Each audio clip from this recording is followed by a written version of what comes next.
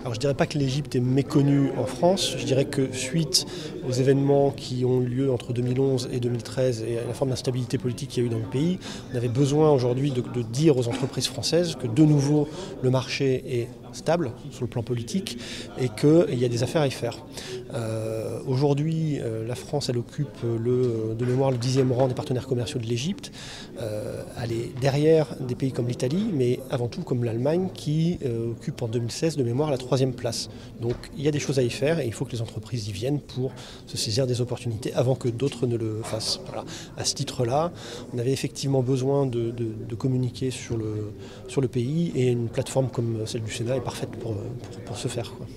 Moi, je voulais tordre le cou un petit peu à un stéréotype qu'on a sur l'Égypte, qui est le souci de la sécurité. Je pense que les gens ont été très marqués par les événements qui ont eu lieu en 2011 et 2013 en Égypte. Mais je dirais, la sécurité, il y a deux grands sujets. Il y a la vie personnelle et le risque terroriste.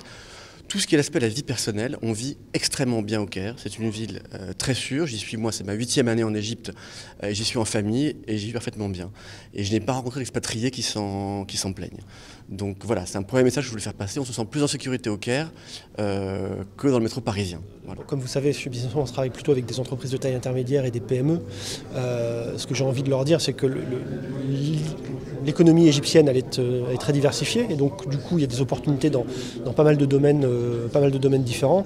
Alors j'en ai cité quelques-uns lors de la présentation, mais on peut parler de l'agroalimentaire, machinisme agricole, équipement pour l'industrie agroalimentaire. On peut parler de la santé, des cosmétiques, des infrastructures, du transport, de l'énergie, que ce soit oil and gas ou énergie renouvelable, de l'automobile.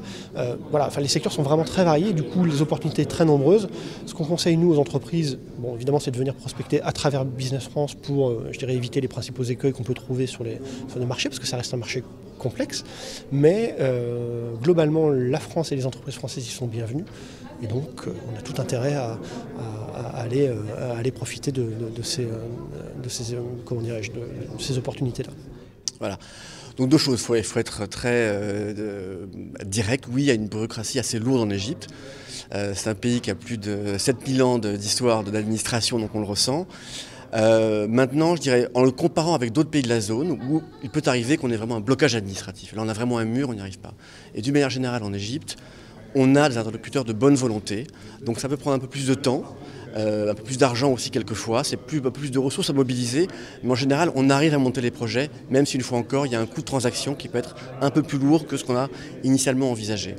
Et j'ai souvent le sentiment aussi quand je parle avec des investisseurs français, que l'Égypte est un peu, alors peut-être c'est pas l'Afrique du Nord qui est francophone, je dirais un peu en dehors du radar, on sous-estime l'importance de ce marché, il n'y a pas un seul pays sur la zone qui ait une profondeur de marché comme l'Égypte avec plus de 90 millions de personnes.